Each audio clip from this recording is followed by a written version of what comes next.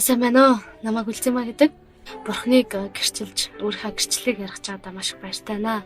Би одоо их сургуульд орохыг маш их мөрөөдөж хүсэж байдаг гэсэн. Одоо гэр бүлийнхаа байдлаас болоод би одоо 10-аад төгснөөс хойш би ямар ч одоо их сургуульд орч чадаагүй. Тэгээд гэр бүлийн төлөө одоо ажилласаар ирсэн. Тэгээд нэгэн удаа миний одоо найз надад хэлсэн. Чи сургуульд орох хэрэгтэй гэдэг. Тэгээ би тэр үед нь өөртөө одоо юу гэж хэлдэг байсан бэ гэхээр надад мөнгө байхгүй. Тэгээ өөрийгөө харсан ч гэсэн гэр бүлийнхээ амьдралыг харсан ч гэсэн надад ямар ч сургуульд орох боломж алга. Зөвхөн сургууль боломжтой хүмүүс л явдаг гэж. Ер нь ихэнх тохиолдолд би хүн болгон тэгж хариулдаг байсан бол нэг найз маань надад чи яагаад өнөөдөр мөнгөгүй гэж хэлж байгаа юм бэ? Энэ дэлхийн бүх хонь ямаад, өхрүүд, бүх морин сүргүүд бүгд чиний эцгийнх гэж хэлсэн. Тэгээд чи тийм асар баян, асар их эрх мэдэлтэй ийм эцгийн хүүхэд ээжэж, тийм ийм хайртай охин ээжэж яаж ингэж ярьж чадчихна гэдэг ийм ухаарлыг надад хэлсэн.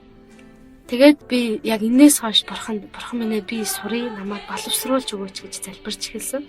Тэгээд энэ үед миний дүү ч гэсэн надад чи мөнгө рүү бүх оюун санаагаа төвлөрүүлээд байвал хизээж бурханы гайхамшиг олж чадахгүй гэж хэлсэн.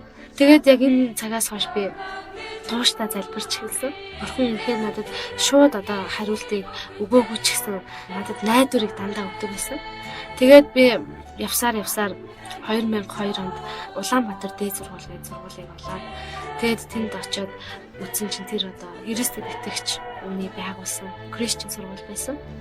Тэгээд энэ сургуульд би одоо бүртгүүлээд үнэндээ миний шалгалтанд бэлдсэн зүйл тийм ч одоо сайн байгаагүй.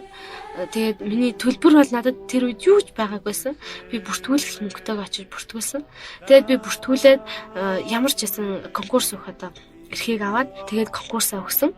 Тэгээд конкурсаа өгөөд яг одоо шалгалт өгсний орой дүн гараад тэгээд найзтайгаа очиод дүнгээ үзсэн чинь тэнцчихсэн байсан. Тэгээд сүмийнхаа тэр найз охинтойгоо хамт өгсөн найз охин маань ч гэсэн тэнцсэн, хоёлаа тэнцсэн. Тэгээд хоёлаа бүр маш их баярлсан. Тэгээд би яг юу гэж бодсон бэ гэхээр бурхан одоо энэ боломжийг эхлүүлж өглөө тий. Би энэ шалгалтанд сая тэнцлээ. Тэгээд их сургуульд орох энэ шалгалтанд тэнцсэн энэ бурхан энэ ивэлийг эхлүүлж өгсөн юм чинь бурхан төсөл хүртэл надтай хамт байна гэдэгт би итгэлтэй байсан. Тэгээд 8 сарын 25-наас өмнө төлбөрөө тушаанаа. Тэгэхгүй бол одоо миний нэрийг хасаад дараагийн тэнцээгүй хүүхдийг шугамд харуулна гэсэн ийм одоо заавартай байсан. Тэгэд үнэндээ тэр үед надад ямар ч нэг ч одоо төлбөр төлнө гэсэн мөнгө байгаагүй. Тэгээд ингээд залбирч л байсан, бурхан надад өгнө гэдэгт би итгэлтэй байсан. За тэгээд ингээд яг 8 сарын 25 болох гээд байжсэн чинь манай одоо өвөө маань одоо нас барахаас өмнө ингээд манай аавын том ахад үлдээсэн байр нь байсан. Тэгээд манай тэр ах одоо энэ байрыг одоо зараад тэгээд тодорхой хувийг танаа гэр бүлд одоо өгөхийг хүсэж байна гэд гинт юм мэдэрсэн. Тэгээд бид үнэхээр их баярлсан. Тэгээд тэр үед манай гэр одоо нэлээд жижигхэн байшинд амьдардаг байсан. Тэгээд тэрийг ч гэсэн харгалзаж удаад манай тэр одоо аавын том ахын биднэрт арай илүү том хашаа байшин авчихыг хүсээд тэгээд энэ бүх зүйл яг одоо ном ёсороо явагдаад тэгээд миний одоо төлбөрийг төлөх боломжтой болсон. Тэгээд бид нар жижигхэн байшингаа зараад миний төлбөрийг төлөх болсон. Гэтэл жижигхэн байшин маань 8 сарын 25-наас өмнө одоо зарагдахгүй байсан. Тэгээд би бас санаа зовоод байжсэн чинь одоо манай сүмийн болд пастор маань уцтаад чамд төр зүр одоо жижигхэн байшин гэж чинь зарагдах хүртэл одоо мишнээс мөнгө зээлдүүлээд төлбөрийг чинь төлөөд тэг чи сурах хэрхэн юу ч гэсэн аваа гэж одоо уцтаж хэлээд тэгээд ингээд тэр мөнгийг аваад төлөөд би сурах эрхээ олж авсан.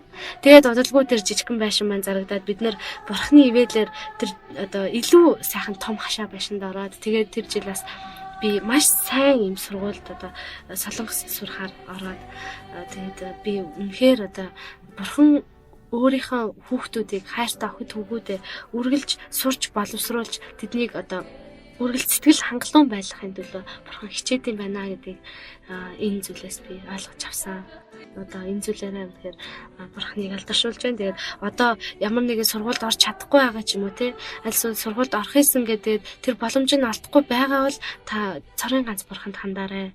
Тэр үргэлж хүн болгоны одоо залбирлыг гуйлтыг хүсэл мөрөөдлийг сасаж авч түнд нь хариулж идэм аа гэж хэлмээр байна. Баярлалаа.